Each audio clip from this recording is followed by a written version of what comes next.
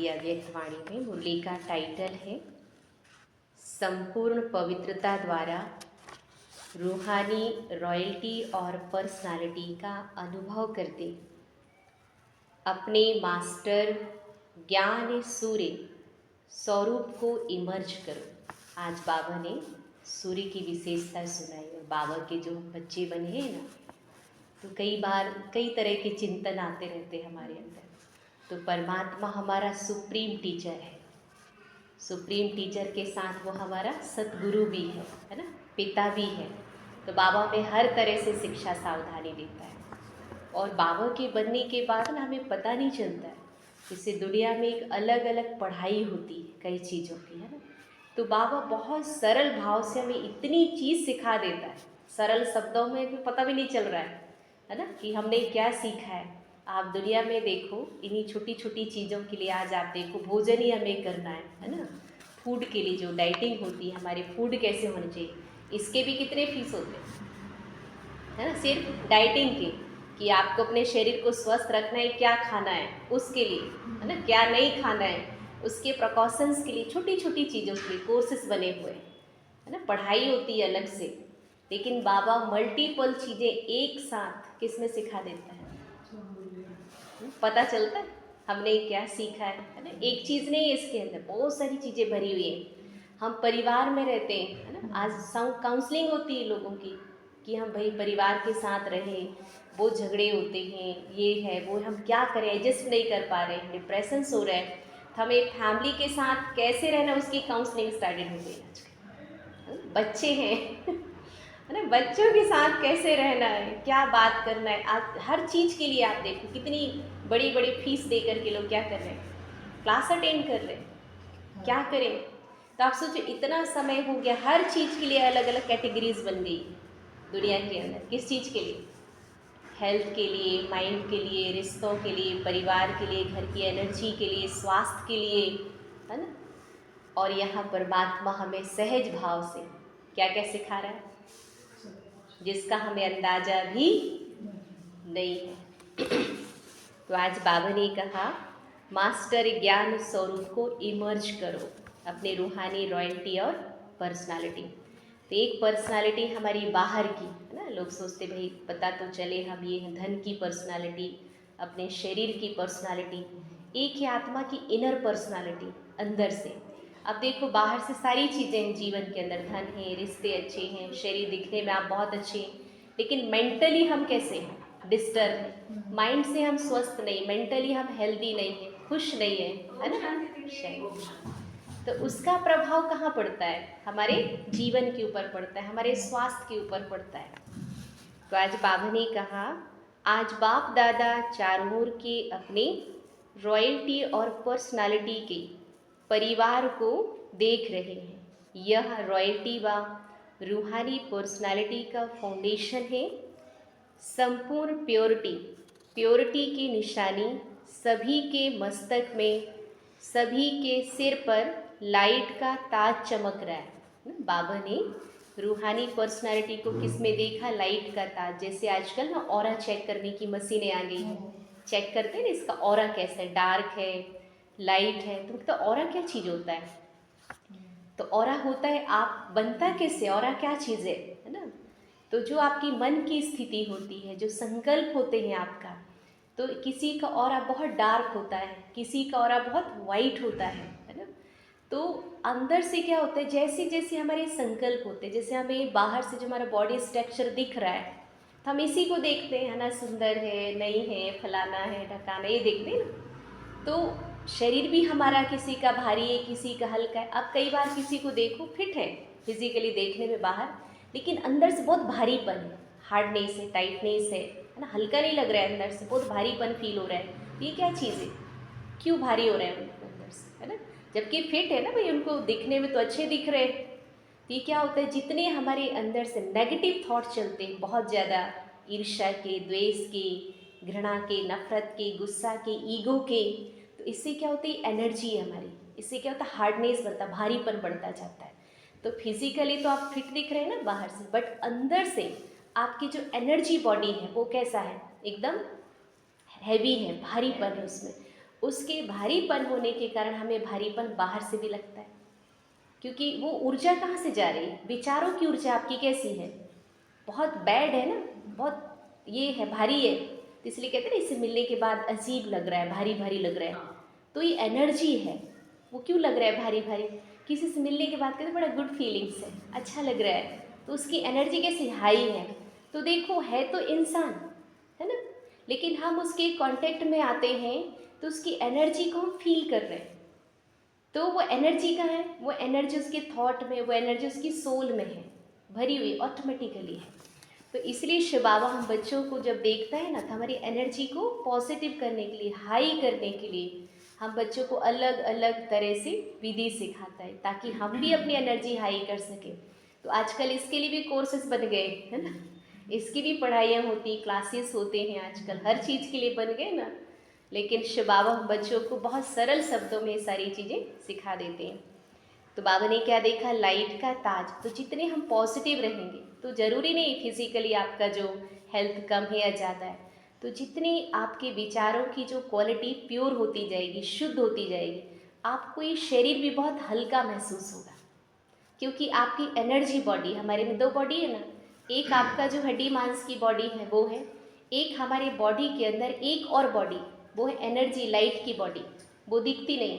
तो जब बहुत नेगेटिव होते तो उसके अंदर एनर्जी क्लॉट्स बनते जाते हैं, किसके अंदर, डार्क स्पॉट होते हैं वो, तो धीरे धीरे प्रॉब्लम्स उसमें आती, फिर उसमें ट्रांसफॉर्मेशन होकर के हमारे शरीर में आती, हड्डी मांस के फर्स्ट में उसी में होता है एनर्जी में। जैसे हमने कोई चीज़ सुनी है ना, देखा, तो हम क्या करते हैं, सुन करके सोचना स्टार्ट करते हैं उस चीज़ को, है ना। जैसे हमने सुना उसको ये प्रॉब्लम हो गई है, तो हमने बार बार सोचा ना उस चीज़ को, बार बार सोचा, कहीं मुझे हो गया तो, हुआ नहीं है, लेकिन मैंने सोचना शुरू कर दिया, बार बार उस चीज़ को फील करना शुरू कर दिया।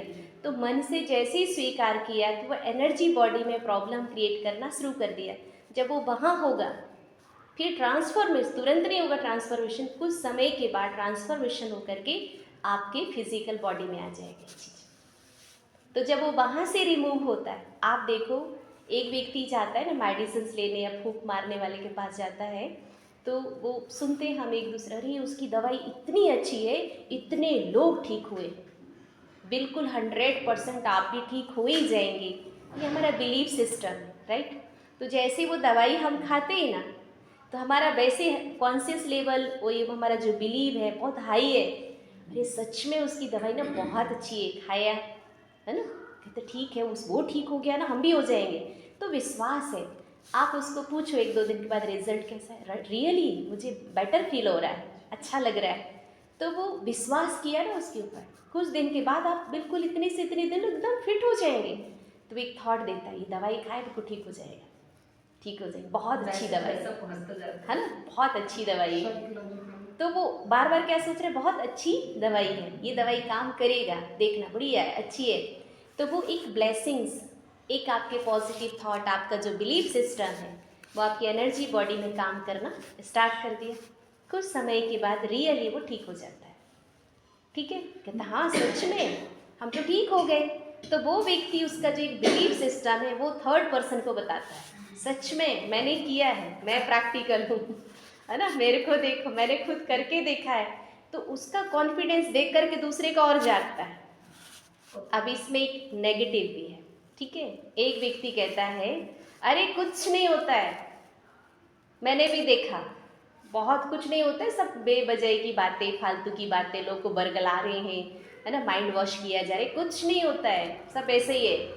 अब वो दवाई मिला हो या लिया है उसने, ठीक है, उसके पास रखे, अब वो लेता है, ठीक है, अब उस दवाई से वो तो ठीक हो गया दूसरा, अब ये व्यक्ति जो ले रहा है इसके अंदर डाउट्स आ गए, है ना। अब जैसे ही वो खाना शुरू करता है, पता नहीं ना क्या क्या लोग आजकल लूटपाट करते हैं, उल्टा सीधा बता देते हैं, खा तो रहे, भगवान ठीक कर देना, इतना खर्चा किया है, इतने का लिया है, दवाई अच्छी है भी कि नहीं है, पता नहीं ठीक होगा कि ठीक है, फिर भी खा लेते हैं, डाउट्स हैं, वो दवाई काम ही नहीं कर रही।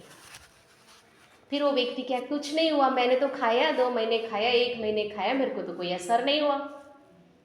तो उसका बिलीफ सिस्टम हाई था, उसके उमंग उत्साह हाई थे, तो वो दवाई एक नाम का था, उसके संकल्पों की, विचारों की ऊर्जा काम कर रही थी शरीर के ऊपर। ठीक है, अब हम क्या सोच रहे थे, दवाई, दवाई भी काम करती है, हम ये नहीं कहेंगे नहीं कर रही है, लेकिन उससे कहीं ज़्यादा आप देखो जो मेंटल प्रॉब्लम वाले रहते हैं, मेंटल डिसऑर्डर्स हैं, जिसको प्रॉब्लम्स है ना, नींद नहीं आ रही है, तो जब स्टार्टिंग में खाते वो दवाई काम करती है उनकी बॉडी में, कुछ समय के बाद उनकी डोजेस बढ़ जाती है, दवाइयाँ काम नहीं कर रही, क्या रीज़न से, दवाई तो वही है, फिर उनके हाई डोज होते जाते हैं, डोज को बढ़ाए जाते हैं, किस लिए, बॉडी पे एडजस्ट करना शुरू कर देती धीरे धीरे, और वो दवाई भी धीरे धीरे काम करना। जैसे कई बार नींद की गोलियां खाते, नींद नहीं आ रही, फर्स्ट में खाए थे तो नींद आ रही, ड्रग्स होते हैं उसमें, वैसे भी धीरे धीरे बॉडी को आदत बनती। कई बार तो 8-8 10-10 गोलियां खा जाते हैं लोग नींद की, बताते हैं, अब तो मिलती भी नहीं आजकल, बहुत उसके लिए रूल्स बन गए। तो ये क्या है, दवाई तो वही है ना, एक खाओ चाहे 4 खाओ, अब क्यों काम नहीं कर रही है। और कई बार जब बहुत ज़्यादा हाइपर हो जाते हैं तो नींद की गोली को भी फेल कर देता है, नशा तक को फेल कर देता है। तो उससे बड़ा नशा तो आपके विचारों का है, इतना हाई एग्रेसिव है कि दवाई तो क्या, उसको कोई भी चीज़ असर नहीं कर पा रही है ना। तो उसके ब्रेन को स्लो डाउन करते हैं ना, नशे में रहते, धीरे धीरे धीरे शिथिलता आती है ना बॉडी के अंदर, ब्रेन में। तो सोचो बहुत सारी मल्टीपल चीज़ें तो ऑलरेडी हमारे अंदर भरी पड़ी, पता ही नहीं है हमें। इसलिए शिव बाबा उन सब चीज़ों को क्या कर रहे हैं, बाहर निकाल रहे हैं, आपके अंदर ये सारी क्वालिटीज़, लेकिन अब उसे प्रॉपरली यूज़ कैसे करें। तो शिव बाबा मुरली के माध्यम से, जैसे पेरेंट होते हैं ना, बच्चों को मोटिवेट करके क्या करते हैं, उनको आगे बढ़ाते हैं, है ना, ऐसा कर सकते हो आप, ये तो गधा को भी घोड़ा बना देते हैं, है ना, कैसे बना देते हैं, हाँ बना देते हैं ना, उसको मोटिवेट करके, हिम्मत दे कर, कहते हम तो सोच भी नहीं सकते ये भी दौड़ लगा सकता है, ये भी लाइफ में इतना आगे बढ़ सकता है। तो कैसे बढ़ा, तो उसे जो एक गाइड मिला, है ना, जो मोटिवेट करने वाले मिले, तो उन्होंने उसको प्रोत्साहन दे करके क्या कर दिया, ऊँचा उठा दिया। तो ऐसे ही शिव बाबा के बच्चे जब हम बनते हैं ना, तो हमारे अंदर भी, हम फैमिलीज़ के बीच में रहते, बातें हैं, बहुत सारी चीज़, तो निराशा है, उदासी है, कई चीज़ें हैं एक साथ चलती रहती जीवन के अंदर, तो हम इसे होल्ड करके बैठे रहते हैं, है ना। तो बाबा धीरे धीरे हमारी गांठें खोलता है, कौन सी वाली, मन की गांठें, बाहर की नहीं। और जैसे जैसे वो गांठ खुलते जाते, एकदम से तो खुलते नहीं, इसलिए बाबा कहते किसी भी चीज़ के लिए रेगुलरिटी बहुत ज़रूरी है। बच्चा जो होता है ना, जब रेगुलर पढ़ता है, चाहे आप एक्सरसाइज करते हैं वो भी आप रेगुलर करो, तभी तो धीरे धीरे बॉडी वो होती है। आप देखो प्रकृति के अंदर रेगुलरिटी है, सूरज डेली निकलता है कि कभी कभी निकलता है, डेली निकलता है ना, तो अपने टाइम से निकलते ना, कर रहे भाई रोज तो 10 दिन से निकला, आज तो छुट्टी मार लो, है ना, मारते हैं अपने टाइम पर, डेली निकलता है, नहीं निकलता है। आप नेचर को ही देख लो, हम लोग क्या करते हैं, बदलते रहते हैं ना अपने आप को, ऐसा नहीं ऐसा, ऐसा नहीं ऐसा है, तो हमारी वो रेगुलरिटी नहीं बन पाती, और जब रेगुलरिटी बनती नहीं तो हमारी एनर्जी मेंटेन नहीं हो पाती, वो है ना बिगड़ती रहती, ऊपर नीचे होती रहती। तीसरे शिव बाबा कहते भले थोड़ी देर के लिए करो, अगर आपने कोई रूल्स रूटीन बनाई है आप उसे कंटिन्यू करो, तो धीरे धीरे आपकी माइंड, आपकी बॉडी उस चीज़ को सेट करेगी, एक्सेप्ट करेगी, और वैसी वैसी हमारी एनर्जी क्या होती जाएगी, लाइट होती जाएगी, पॉजिटिव होती जाएगी। तो जितना पॉजिटिव रहेगी तो आप कैसे भी इन्वायरमेंट से, कैसे भी लोगों के बीच से आ जाएंगे ना, तो एक व्यक्ति को इफेक्ट हो रहा है, इन्फेक्शन, एनर्जी इन्फेक्शंस भी होते हैं, है ना, ज़रूरी नहीं जैसे किसी को कोई बीमारी होती है ना, तो उसका भी इन्फेक्शन होता है, कहते भाई आप उसके कांटेक्ट में आए तो बीमारी हो गई, एनर्जी इन्फेक्शन बहुत ज़्यादा है। हम दूसरों कांटेक्ट में आते, किसी का फेस देखते, मिलते जुलते, हम मेंटली डिस्टर्ब होकर आ जाते हैं, उससे मिले तो बहुत अच्छा लगा, उसको देखा तो बड़ा दिमाग ख़राब हुआ, है ना, इसके साथ ऐसा लगा, उसके साथ ऐसा लगा, तो आप क्या लेकर के आए, फिजिकली मेंटली क्या लेकर आए, कुछ तो लेकर आए ना, बांट रहे हैं, सोच रहे हैं। अब जो एनर्जी हम दूसरों के संपर्क में आकर के लेके आते हैं ना, वो सोच रहे होते हैं, कई बार हम किसी से शेयर नहीं करते हैं, लेकिन मन के अंदर वो रिविजन्स होते रहते हैं, चलता रहता है, तो आपके घर की एनर्जी में वो चीज़ फैल रही है। कैसे फैल रही है ना, विष जैसे नहीं होता है, वो दिखाते हैं, जब मंथन हुआ था सागर मंथन में, सबसे पहले क्या निकला था, विष निकला था, तो जो असुर और देवता थे ना, तो सोचा अमृत का घड़ा ही निकल आया है फर्स्ट में ना, खुश हो गया, अरे वाह क्या बात है, मंथन से इतना जल्दी अमृत निकल गया। जब वो फैलना शुरू हुआ, धुआं फॉर्म में दिखाते हैं, फैलता गया, तो बेहोश होने लग गए। तो ये क्या है भाई, है ना, हमने तो सोचा ही नहीं था, हम तो सोचे अमृत निकला है, निकल गया विष फोस्ट में। हमारे मन के अंदर भी इतने विषय विकार भरे पड़े, नहीं भरे पड़े। तो जैसे ही हम एक आध्यात्मिकता में कदम रखते हैं, सोचना शुरू करते हैं, तो हमारे विष जो है ना फैलना शुरू हो जाते हैं अंदर ही अंदर, जो भरे हैं ना, मन नहीं लगता है उसमें। तो वो कहते देवताएं भी भाग जाते हैं और असुर भी कहते हैं अब तो भाई प्रॉब्लम्स आ गई। असुर कहते हैं अब मंथन नहीं करेंगे, कौन भाई मौत के मुंह में जाएगा, है ना, कौन भरने के लिए जाएगा। तो कहते हैं नहीं, रास्ता तो निकालो, कुछ तो रास्ते होंगे ना इस विष को बाहर निकलने के लिए, विष को, है ना, कोई तो होगा इसका समाधान। तो दिखाते देवताएं जब मंथन करते तो कहाँ पहुँचते, शिव जी के पास पहुँचते। तो कहते विष का पान तो वही कर सकता है। तो विष को भी देखो कितनी अच्छी उसमें वो दिखाई, कंठ में धारण किया, है ना, पेट को पृथ्वी दिखाया शिव जी का, शंकर जी का पेट को पृथ्वी दिखाया। कहते अगर उसमें चला गया ना तो पूरी पृथ्वी का क्या हो जाएगा, नष्ट हो जाएगी। तो कहाँ रखा, कंठ में, है ना, इसलिए उसका क्या नाम रखा, नीलकंठ। तो कंठ का मतलब उसको एक जगह स्थिर कर दिया, फैलने नहीं दिया।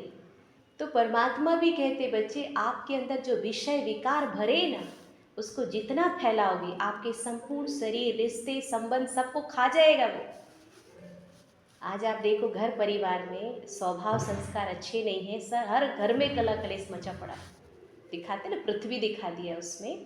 तो हमारे जो जीवन है, संसार नहीं, परिवार, संसार एक तरह से समाज के बीच में हम रह रहे हैं, तो सब चीज़ों को प्रभावित कर रहे हैं ना हमारे विषैले विचार, व्यवहार, संस्कार, नहीं कर रहे। तो इसीलिए शिव बाबा हम बच्चों को इन सब चीज़ों से बाहर निकाल रहे हैं और हमें पता भी नहीं चलता, और बड़ी सहज भाव से बच्चे को नहीं, खेल खेल में उसका इलाज कर देते हैं, खेल खेल उसको समझ ही नहीं आता है, माइंड डाइवर्ट हो जाता है। तो शिव बाबा ने क्या कहा, तुम बच्चों की, बाबा ने क्या देखा, रूहानी पर्सनालिटी को, हम बच्चों की जो अंदर की एनर्जी है, पावर से बाबा ने उसको देखा। तो ऐसे चमकते हुए ताजधारी रूहानी रॉयल्टी, रूहानी पर्सनालिटी वाले आप ब्राह्मण आत्माएं हो, क्योंकि प्योरिटी को अपनाया है। आप ब्राह्मण आत्माओं की प्योरिटी का प्रभाव आदि काल से प्रसिद्ध है। तो दुनिया में 3 काल हैं, आदि, है ना, फिर कहते हैं ना आदि मध्य अंत, पास्ट प्रेजेंट फ्यूचर, और आदि मध्य अंत। तो आदि किसको कहते हैं, स्वर्णिम युग को, सतयुग को आदि कहा जाता है। डेली रूटीन लाइफ में भी हमारे 3 ही स्टेप्स होते हैं। फिर मध्य काल बीच को कहते हैं, अंत काल, है ना, रात्रि को कहते हैं। तो आदि मतलब सुबह, मध्य मतलब दोपहर, है ना, और अंत मतलब आपकी रात्रि, है ना। तो कितने हो गए, 3 पहर होते हैं, 3-4 पहर माने जाते हैं। तो शिव बाबा कहते आदि में जो अब आत्माएं थी सतयुगी, मतलब दैवी प्रवृत्ति की आत्माएं, दिव्यता से, पवित्रता से, सत्यता से, शक्ति से संपन्नता थी। जैसे आप सुबह उठते हैं बड़ी फुल एनर्जेटिक होते हैं, है ना, नहीं होते, आप फ्रेश में, मतलब अंदर से फ्रेश फील करते हैं। दोपहर तक क्या होता है, थोड़ा थोड़ा, हाँ डर, रात तक क्या होता है ना। तो ये स्थितियाँ है। तो शिव बाबा ने इसमें 3 काल बताए, है ना, सुबह मतलब सतयुग, सोच आदिकाल। फिर बाबा ने इसमें वैसे 4 बताए, है ना, आदि मतलब सतयुग, अनादि जिसकी एनर्जी एकदम स्टिल है, डाउन की तरफ जाती नहीं, परिवर्तन होता ही नहीं है, वो है अनादि मतलब परम धाम, जहाँ की एनर्जी एकदम स्टेबल, हाई की हाई, ऑल टाइम हाई है ना। ऐसे नहीं कहेंगे अभी कम हो गई थी फिर अभी ज़्यादा हो गई थी, है ना। तो वो हमारा परम धाम, हमारा अपना घर है। तो बाबा कहता है बच्चे, मन से आप उस एनर्जी में जाओ। हम मन से कई तरह की एनर्जी में जाते हैं। हमारा जो मन है ना, ट्रैवलिंग करता है, सुबह से शाम तक यात्रा करता है, पता चलता है। आप एक जगह बैठ करके कितने सारे लोगों की एनर्जीज को आप अनुभव करते हैं ना, खुशी के, गुस्सा के, नफरत के, प्रेम के, दुख के, करते नहीं करते। और हम जब बहुत ज़्यादा सोचते हैं तो उसकी गहराई में जाने लग जाते हैं। जब बहुत ज़्यादा दुखी होते हैं, है ना, एक है दुख और एक है क्रोध। तो जब व्यक्ति को गुस्सा आता है ना, किसी की बातें, स्वभाव, उसके कारण गुस्सा आता है, तो वो देखना इधर उधर भागता है, इधर भागेगा, इधर भागेगा, इधर भाग, तोड़ फोड़ भी कर देता है। किसमें, गुस्से की अवस्था में। ऐसे लगता है वो मिल जाए ना तो उसको मुंह नोचूं कि मारूं। ये ना गुस्से में वो स्थिर बंदर की तरह नाचता है यहाँ वहाँ, गुस्से वाला व्यक्ति, है ना। अच्छा, एक है दुख। दुख एक जीवन में गहरा अंधकार है, जितना वो ऐसे बातों का चिंतन करता जाता है तो कहते हैं ना दुख के सागर में जैसे गहरे में उतर गया। जब व्यक्ति बहुत ज़्यादा दुखी होता है तो सुसाइड की तरफ हट जाता है उसकी नज़र, मतलब उसके जीवन से हर चीज़ खत्म होने लग जाती है, कुछ नहीं रखा है लाइफ में, है ना। इतना ज़्यादा दुखी हो जाता है कि उसकी लाइफ में कोई भी क्वालिटीज़ है, गुण हैं, मतलब सब चीज़ों की वैल्यू जैसे नील में चली जाती है। और ऐसे अति दुख की अवस्था में व्यक्ति क्या करता है, देखो ना, कई पॉइजन्स ले लेते हैं, कई पंखे में लटक जाते हैं, अलग अलग रीति से क्या करते हैं, वो दुख के कारण होता है। और गुस्से वाला व्यक्ति क्या करता है, मारने को दौड़ता है। तो ये एनर्जी है ना। और ये दोनों एनर्जी किसके पास है, हमारे अंदर से क्रिएट हो रही है ना, कहीं बाहर है वो, उसके क्रिएटर आप हैं, है ना, कहीं और नहीं है। इसके बाद है प्रेम की एनर्जी, है ना। आप परमात्मा की याद में, शुद्ध विचारों में, उस परमात्मा के शुद्ध प्रेम में खोते जा रहे हैं अंदर से। अब जब उस व्यक्ति से आप मिलेंगे ना जो परमात्मा की प्रेम में, शुद्ध वाइब्रेशन में था, उसके पास आते ही ना आपको बहुत गुड फीलिंग्स होगी, बहुत अच्छा लगेगा। फेस से दिखता है ना, एकदम लाइट, हल्का, है ना, अपने यहाँ, क्योंकि वो किस एनर्जी में था, हाई एनर्जी में था, बहुत हाई एनर्जी थी उसकी। किसकी याद में था, उसके पास जाने के बाद आपको लगेगा सुसाइड कर लूँ, झगड़ा कर लूँ, कैसा भी माँ विचारों का होगा ना, वो शांत हो जाएगा, बड़ी एक खुशी की, हैप्पीनेस की, प्रेम की फीलिंग्स आएगी। ये भी एक एनर्जी, वो फेस से दिखता है। कमाल नहीं, ये स्क्रीन है ये, हाँ? अंदर प्रोजेक्टर फिट है तो उसमें हर चीज़ दिखती रहती है। तो शिव बाबा ने बच्चों की क्या देखी, अलग अलग स्टेजेस देखी, है ना, एनर्जी देखी हमारी अंदर की। तो हम तो जिससे मिलते कहते इसकी शक्ल बड़ी अच्छी है, इसकी तो बहुत ख़राब है, तो बहुत मोटे हैं, तो बहुत पतले हैं, तो अमीर है, तो गरीब है, तो हम ये सब देखते हैं, है ना, बाहर की एनर्जी देखते हैं ना, ऐसे हैं, अच्छे हैं, बुरे हैं, फलाने धर्म के हैं, जाति के, तो हम इन सब चीज़ों में जाते हैं। और शिव बाबा कहाँ जाता है, पॉइंट टू पॉइंट, वो अंदर देखता है। तो जो देखता है उसी का क्या करता है, वर्णन करता है। हम लोग क्या देख के आते हैं, ये सब देख के आते हैं, है ना। तो हम इसका मनन, चिंतन और मंथन करते हैं। तो एक आता है मनन, फिर है चिंतन, है ना, फिर है मंथन। कमाल की बात नहीं, मनन, चिंतन, मंथन, इसलिए उसमें कहते हैं सागर मंथन। तो सागर है आपका जो मन है ना, उसके अंदर सागर जैसी चीज़ें भरी पड़ी, गहराई भी बहुत है। अब उसका आपको क्या करना है, मंथन। और मंथन कहाँ से होगा, तो मंथन के लिए भी क्या चाहिए अच्छे विचारों की जरूरत है। तो शिव बाबा ने क्या देखा, अनादिकाल, आदिकाल, मध्यकाल, तो इसमें 3 स्वरूप हैं और एक है अंतकाल, ठीक है। तो इसमें हमारे 4 अवस्थाएं हैं। बाबा ने यहाँ चारों अवस्थाओं का क्या बताया, स्वरूप। तो आदिकाल में क्या है, देवी देवताएं, दिव्यता से संपन्न आदिकाल, जिसको हम सतयुग, स्वर्णिम युग कहते हैं। बासुक, शांति, पवित्रता, सत्यता, बहुत सुंदर दुनिया है। तो शिव बाबा कहते बच्चे मन से, जैसे हम कहीं जाते हैं ना तो कहते वहाँ के फल बहुत अच्छे थे, वहाँ का गार्डन इतना सुंदर था, तो याद करके हम क्या हो जाते, भाव विभोर हो जाते, तो उस सुख में हम खो जाते। वो कौन सी दुनिया है जहाँ शेर गाय भी एक घाट में पानी पीते, है ना। वहाँ पर सोचो जानवरों में भी इतना प्रेम है, तो देवी देवताओं में क्या होगा, कितना प्रेम है वहाँ पर, है ना। तो शिव बाबा कहते फिर आ जाओ, कहाँ पर, अपने अनादि में, अनादिकाल मतलब परम धाम में आ जाओ। तो वहाँ पर क्या है, आत्मा कंप्लीट एनर्जी से भरी हुई है ना, परम धाम पूरी फुल चार्ज है। फिर बाबा कहते फिर नीचे आओ, मध्यकाल में। तो मध्यकाल क्या है, द्वापर। तो बाबा कहते अपनी महानता, अपनी दिव्यता को देखो आप। तो मध्यकाल में जो देवी देवताएं हैं, देवी देवताओं के जो स्वरूप हैं, वो आशीर्वाद है। सारे जो भक्त आत्मा है ना, मंदिर में जाते हैं, आज हम भी जाते हैं, तो क्या मांगते हैं, दुआएं मांगते हैं, सफलता, सिद्धि, शक्ति, ये सब मांगते हैं ना। तो ये कौन सा काल आ गया, मध्यकाल, इसको कहते हैं द्वापर युग। तो शिव बाबा कहते बच्चे मध्य काल में भी आपने क्या दिए, सबको आशीर्वाद दिए अपने। जैसे कोई राजा होता है ना अच्छे, तो कहते आपने इस फलाने फलाने समय में आपने इतनी अच्छे अच्छे काम किए हैं, है ना, आपके अंदर इतनी क्वालिटी थी, आप ऐसे नहीं थे, आप ऐसे थे। तो उसके अंदर क्या आता है, उसका उमंग, उत्साह बढ़ जाता है ना। तो शिव बाबा बच्चों की क्या सुना रहे, मध्यकाल की विशेषता। फिर बाबा ने क्या बताया, मध्य के बाद क्या आ जाता है, अंत, है ना। लास्ट शिव बाबा कहते बच्चे तुम कहाँ पहुँच गए, संगम युग में। अभी अभी आत्मा की महानता ही चेक करनी है। जैसे थर्मामीटर होता है, टेम्परेचर चेक किया जाता है, किसका, बॉडी टेम्परेचर कितना है ना। जैसे किसी को फीवर हो गया, बीपी हो गया, तो किससे पता चलता है, थर्मामीटर से तो पता चलता है ना, हाई है कि लो है, कम है या ज़्यादा।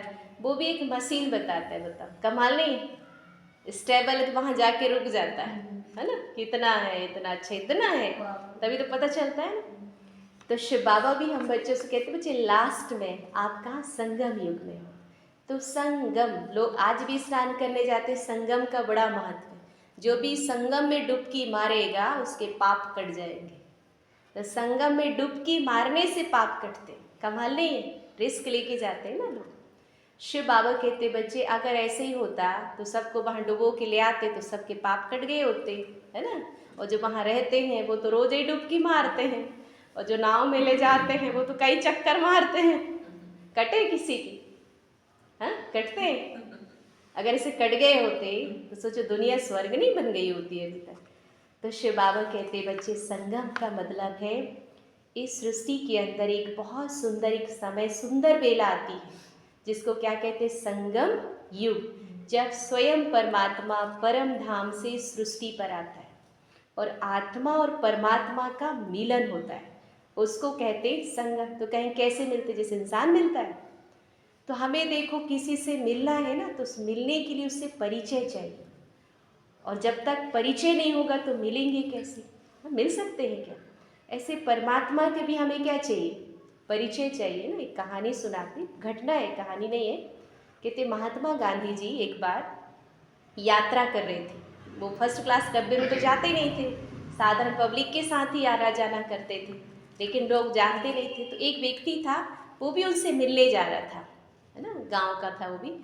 तो वो भी जब बैठे थे तो देखता है ना, वो जब बैठते हैं तब नेचुरल सी बात है, काफ़ी लंबे टाइम तक बैठे बैठे व्यक्ति के हाथ पैर अकड़ने लग जाते। तो उसने हाथ ऐसे ही किया, तो वो भी सर, बुड्ढे बोले ठीक से बैठ, कभी हाथ मार रहा है कभी पाँव मार रहा है, साथ में बैठते नहीं आता है उसको। वो ये बोलता है, फिर वो बैठे बैठे अपने हाथ समेट लेता है, फिर पैर लंबे करता है। वो तो परेशान करके रख दी, अब लात मारना शुरू कर दिए, ठीक ठाक बैठ, शांति से अपने पैर सीधे कर लो। वो पूरे रास्ते तक जितने घंटे वो बैठा रहता है उसके साथ, उसको कुछ ना कुछ बोलता ही रहता है ऑल टाइम, कभी ये कभी ये कभी ये। फिर उसके बाद में स्टेशन आ जाता है, उसको भी उतरना होता है, तो वो बुजुर्ग व्यक्ति वो भी खड़ा हो जाता है उतरने के लिए, कहता फिर आगे आगे आगे। एक तो पूरा रास्ता परेशान किया, है ना, कभी हाथ कभी पाँव, और अभी फिर आके खड़ा हो गया। तो नीचे लोग नारा लगा रहे थे देश के, है ना, बापू जिंदाबाद, महात्मा गांधी जिंदाबाद, खूब पब्लिक थी वहाँ पर। तो कहते यहाँ कोई आपू बापू नहीं है, हटो यहाँ से, निकलने दो मेरे को, है ना, साइड हो जाओ। तो उनको सब साइड करता है और वो उस बाहर निकलते, लेकिन देखता है आजू तो कोई आपू बापू तो है नहीं, कौन से बापू का नारा लगा रहे हैं, कहते इधर कोई नहीं है, हटो। निकलता है, नीचे उतर जाता है। नीचे उतर के दूर जा कर के, भीड़ से हटता है ना इंसान, दूर जाकर खड़े हुए देखता है, तो वही व्यक्ति जो उसके पास बैठा था वही महात्मा गांधी जी। लोगों ने माला पहनाया, ठीक है। अब वो व्यक्ति उसी से मिलने जा रहा था, कमाल नहीं है, महात्मा गांधी जी से ही मिलने जा रहा था। उसके पास कितने घंटे थे जब वो बैठा था उसके साथ। अब वो पश्चाताप करता है, काश मुझे पहले से पता होता तो मैं उसकी सेवा ही कर लेता, कुछ पूछ लेता, कुछ सीख लेता। वो तो छोड़ दो सीखना को, पूरा रास्ता मैंने क्या किया, उसको परेशान किया, है ना, कभी हाथ तक तो कभी पैर, मतलब तंग किया ना। तो सिर्फ अब ऐसा समय आया कि अब उसके पास में भी नहीं जा सकता और वो उसी से मिलने गया था। ये है, तो जब हमें पहचान नहीं होती है ना, तो हम उसके साथ रह के भी लाभ नहीं उठा सकते, है ना। साथ है तो भी साथ होना ना होना बराबर है, और जब पता चलता है कि वो वही था जिसके लिए हम जा रहे थे, है ना, तब कहते बाप रे, मैंने तो गोल्डन चांस ही गवा दिया। तो ऐसे ही परमात्मा जब इस सृष्टि पर आते हैं ना, तो उसका प्रॉपर परिचय नहीं होता है, या वो है भी हमारे साथ में तो हम उसकी पावर्स को ना समझ पाते ना देख पाते हैं, तो हम भी ऑल टाइम भगवान को ब्लेम करने में लगे रहते हैं। यही तो आदत बन गई है ना हमारी। कुछ भी होता क्या कहते, भगवान ने तो दुख दिए हैं, भगवान ने ऐसा किया है, हमारे साथ ये कर दिया। मांगते भी उसी को है, दोष भी उसी को देते, नहीं देते।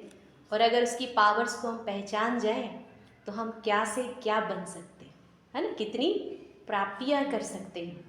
तो ये है लास्ट समय जब परमात्मा के बच्चे, संगम का मतलब है उससे हम मिलते हैं। लेकिन जब तक प्रॉपर पहचान नहीं होगी तब तक कोई लाभ होने वाला नहीं है। और जब उसके साथ मिलना कैसे, लेना कैसे। आज हम एक बच्चा होता है घर में, है ना, तो हम कोई ट्रेनिंग सेंटर में नहीं जाते हैं कि भाई बच्चा पालना है, घर में बच्चा होगा तो हम कैसे पालेंगे, जाते हैं। या भगवान से बातें करने के लिए सीखना पड़ता है, आरती की किताब लानी पड़ती है ना, मंत्र पढ़ने पड़ते हैं। किसके लिए, किसके लिए, भगवान के लिए। क्या वो हमारी भाषा नहीं समझता है? आप देखो छोटा सा बच्चा है, उसको ना बोलना आता है ना देखना आता है, लेकिन उस बच्चे के आने के पहले ही पेरेंट मेंटली प्रिपेयर्ड हो जाता है, नहीं हो जाता? आप सोचो वो एकदम इनोसेंट बालक, कोई सेंस नहीं है उसको, फिर भी हम उससे बात करते हैं और कहते हैं देखो सुन रहा है, सुन रहा है, समझ रहा है, थोड़ा सिर हिला देते हैं ना, मुस्कुरा, हाँ सब समझ में आ गए। कमाल की बात नहीं, हमको समझ में नहीं आ रहा है, उसको समझ में आ रहा है। तो हम उससे बात करना कैसे सीखे, प्यार, है ना, उस बच्चे से क्या है, मेरापन, लगाव, वो मेरा है, इसलिए हम उससे क्या करते हैं, हाँ सीख गए ना, कि अलग से जाना पड़ा ट्रेनिंग सेंटर में, कहीं नहीं गए ना, अपने आप सीखते गए ना। यही प्यार हमें किसके लिए चाहिए,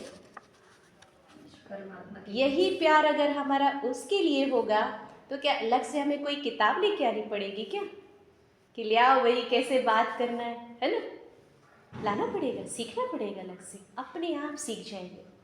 तो परमात्मा से हमें क्या करना सीखना है, संबंध और बातें, है ना।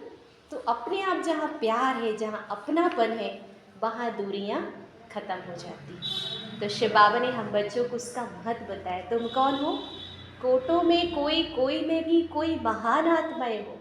संसार में इंसानों से बात करने की प्रैक्टिस तो बहुत सारे लोग हैं, कोई जानवरों से बात करता है, कोई पेड़ पौधों से बात करता है, मनुष्यों से तो पूरी दुनिया बात कर रही है, और बात कर कर के परेशान नहीं है। सबसे बड़ी परेशानी किसकी है, बातों की है ना। कोई भगवान से रेयर है, तो जो भगवान के साथ बात करता है वो अमर हो जाता है, और जो मनुष्यों से बात करता है वो क्या हो जाता है, हाँ बताइए क्या बन जाता है। भगवान से, जो इंसान से बात करता है वो पागल ही हो जाता है, एक तरह से देखा जाए।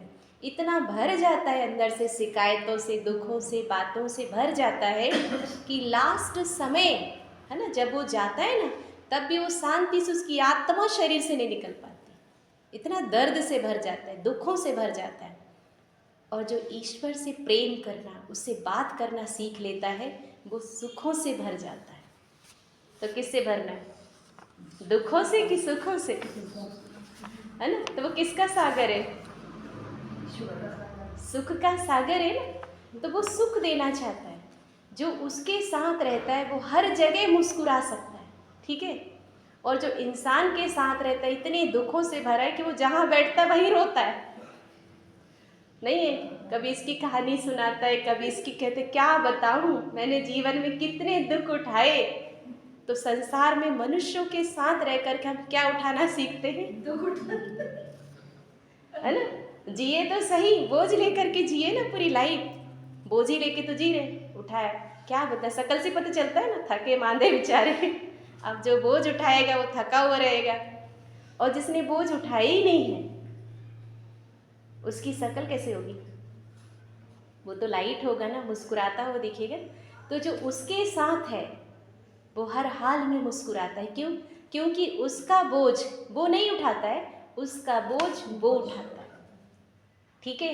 तो क्या करना है, बोझ उठा के जीना है या बोझ देना सीखना है, भगवान को दे दो बोझ, तो अपना बोझ उसे देना सीखो। लेकिन वो बोझ तभी उठाएगा हमारा, जब हमारा रिश्ता उसके साथ क्या होगा, हाँ, जब हम जुड़ेंगे उससे, वो हमें उठाने ही नहीं देता है।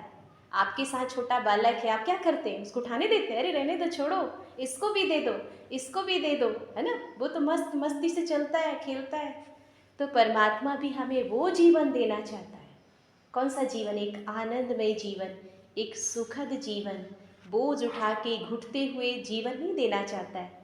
लेकिन हमारे संस्कार कौन से बन गए? बोझ उठा के जीने के। तो जितना हम दुखी रहेंगे, जितने बोझ में दबे रहेंगे, तो दुखी इंसान सामने वाले को दुख ही देता है, सुख नहीं दे सकता है। आप अंदर से बहुत डिस्टर्ब हैं, किसी के साथ मिलेंगे तो कौन सी अच्छी बातें सुनाएंगे आप उसको? दुख की कहानी ही सुनाएंगे ना। अब जो व्यक्ति अंदर से बहुत खुश है, आनंद में है, उससे आप मिलेंगे तो वो क्या सुनाएगा? वही तो सुनाएगा आपको, है ना? सुख की कहानियाँ सुनाएगा, आनंद की कहानियाँ सुनाएगा। आपको उसकी बातें सुन करके, उसके समीप बैठ के आप हल्के हो जाते, कहते मज़ा आ गया, आज तो बड़ा अच्छा लगा, है ना? बड़े हल्के हो गए, पता ही नहीं चला टाइम का, तो आज कितना हो गया। और एक के पास बैठ के तो रोते रोते आए हैं। तो एक के पास बैठ के रोना, डिस्टर्ब होना सीखा, और एक के पास हमने मुस्कुराना सीखा। तो शिव बाबा हमें कौन सी लाइफ देता है? मुस्कुराता हुआ जीवन, है ना? फिर शिव बाबा ने कहा बच्चे, मन से, वचन से, कर्म से पवित्र बनना है, शुद्ध बनना है। तो जब उसके साथ रहेंगे ना, तो हमारी आत्मा वैसे ही शुद्ध बनने लग जाती है अपने आप। कहते संग का रंग लगता है जिंदगी में। अच्छे संग तो अच्छे गुण, और संग खराब तो अच्छा भला व्यक्ति भी क्या हो जाता है? बिगड़ जाता है ना। तो वो गीत बने ना, सांसों की तार में क्या करो, ईश्वर को बांध लो, है ना? भगवान को। तो हम भगवान को किन तारों से बांध सकते? सांसारिक चीज़ों से नहीं, परमात्मा को प्रेम से, स्नेह के धागों से। कहते ना, श्वासों की तार में किसको बांधो? तो जब भगवान एक एक श्वास में उसकी याद होगी, तो आपके श्वास सुखदायी बन जाएंगे।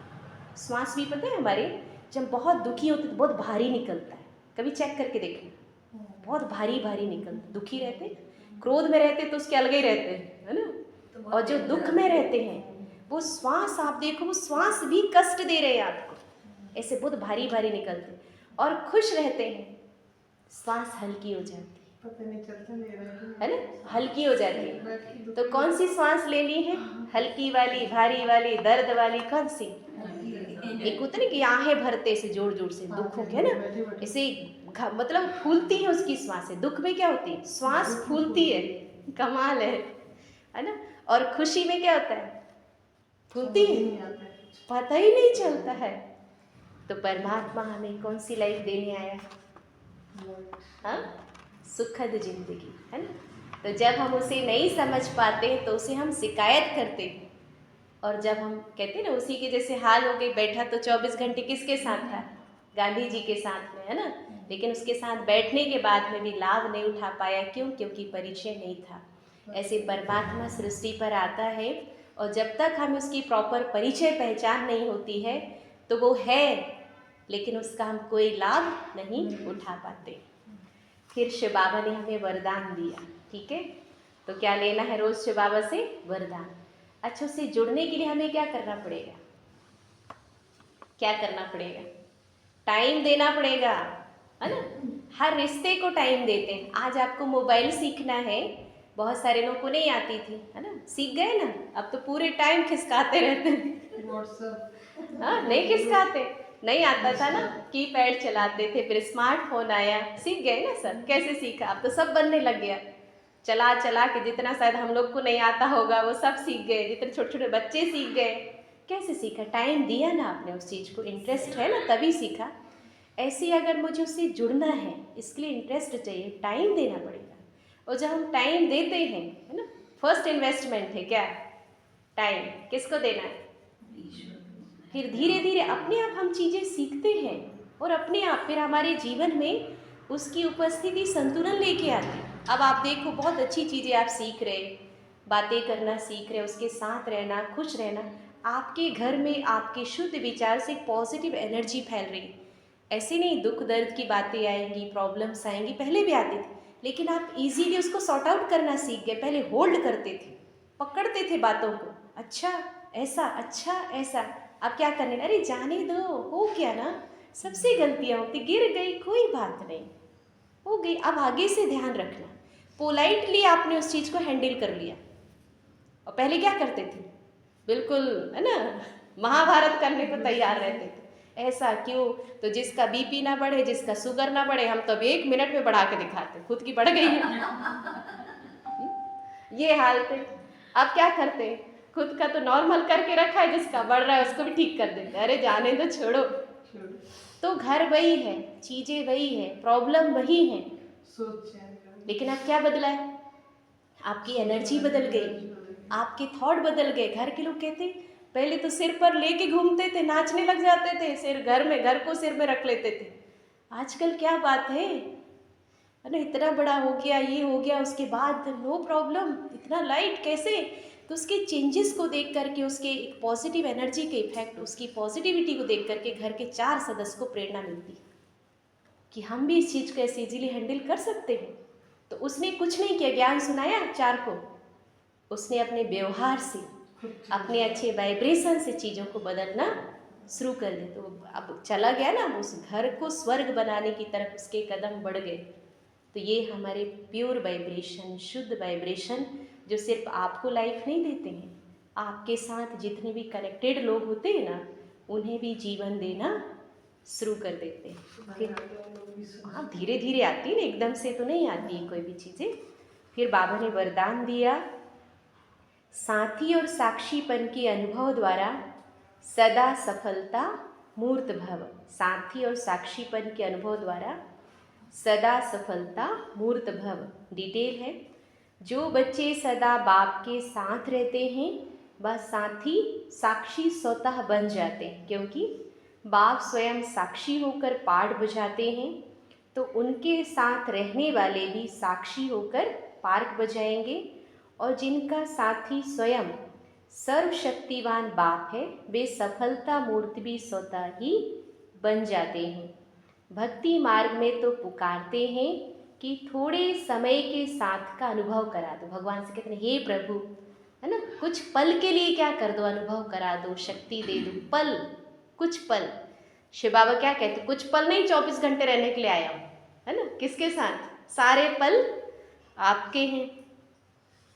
तो बाबा ने कहा, सफलता मूर्त भी स्वतः बन जाते, भक्ति मार्ग में पुकारते हैं, अनुभव करा दो, कुछ पल झलक दिखा दो, लेकिन आप सर्व संबंधों से साथी हो गए, तो इसी खुशी और नशे में रहो कि पाना था सो पा लिया। देखो, हमारे शब्दों की भी ऊर्जा है अलग अलग, विचारों की तो है ही, शब्दों की भी है। तो शिव बाबा कहते, बच्चे अच्छी सोच रखो, है ना, अच्छे शब्दों का उपयोग करो। अभी क्या, पाना था सो पा लिया, तो कहीं क्या पाया, मेरी लाइफ में कितनी प्रॉब्लम्स है, तो हम क्या करते, फर्स्ट प्रायोरिटी प्रॉब्लम्स को देते हैं, उसको सामने रखते फ्रंट में। जिस नंबर को आप सबसे ज़्यादा यूज़ करते या कॉल करते या मैसेज करते, वो हमेशा फ्रंट में रहता है, और जिसको करते ही नहीं वो बेचारा पीछे चला जाता है, चाहे वो मैसेज हो, व्हाट्सएप हो या कॉलिंग हो।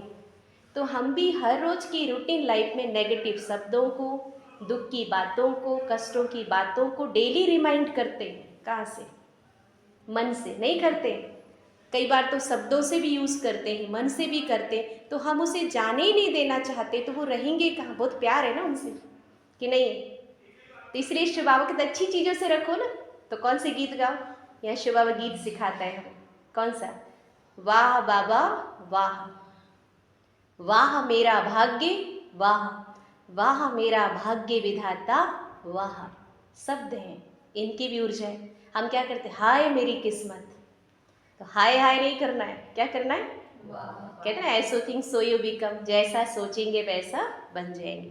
शिव बाबा ने गीत सिखाया, कौन सा गाओ, पाना था सो पा लिया, काम क्या बाकी रहा, भाग्य विधाता मिल गया ना मुझे। तो जब बार बार ये थॉट देते, मुझे भाग्य विधाता मिल गया, उसकी छत्र छाया मुझे मिल गई, मैं उसके साथ हूँ, तो आपकी ऊर्जा बढ़ने लग जाएगी। हम कहेंगे किस्मत खराब है, भगवान ने मेरी किस्मत ही ऐसी लिखी है, ये शब्द हैं। इस शब्दों की ऊर्जा आपको धीरे धीरे विचार और संकल्पों से डाउन की तरफ लेके जाएगी। तो हमें डाउन होना है या हाई होना है, ये भी किसके पास है, मेरे ऊपर है। फिर स्लोगन है आज का, व्यर्थ संकल्पों की निशानी, मन उदास खुशी गायब। जितना हम अंदर से बुरे विचारों में रहेंगे तो कैसे रहेंगे? खुश रहेंगे? कैसे रहेंगे? तो जो उदास रहेगा उसके साथ कौन रहना चाहता है? पसंद है? कोई नहीं रहना चाहता। और जो खुश है तो कैसे रहना है हमें? खुश रहना है ना। तो देखो हैप्पीनेस, आप छोटे बच्चे को देखो, वो हमेशा खुश रहता है ना। छोटा बच्चा वो ये नहीं जानता है कि आप कौन हो, उसके साथ किसका क्या रिलेशन है, वो सबको देख के मुस्कुराता है। इवन रोता हुआ इंसान भी अगर देखे ना उसको तो रोना भूल जाएगा। इतना हाई हीलिंग, क्योंकि बहुत प्योर है उसकी खुशी, है ना। किसी को कोई नेगेटिविटी है, किसी को ये मेरी मदर है नहीं है, उससे कोई लेना देना नहीं। सबके लिए बहुत एक जैसी, ये मेरी माँ है, वो जानते ही नहीं, सबके लिए एक जैसा।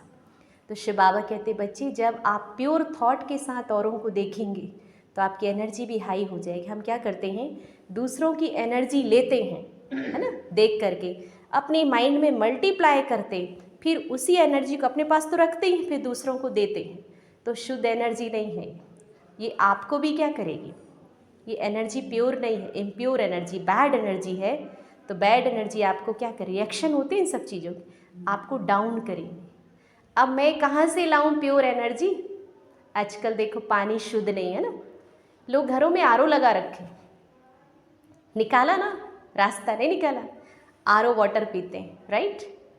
तो हमें भी शुद्ध चीज़ें नहीं मिल रही, हम कैसे फिल्टर करें उस चीज़ को? एनर्जी भी फिल्टर नहीं, शुद्ध नहीं मिलेगी ना। तो आप खुद अपने मन के अंदर फिल्टर लगाना सीखें। तो जितना हम परमात्मा के साथ रहेंगे, शुद्ध विचारों में रहेंगे, तो आप क्या करेंगे?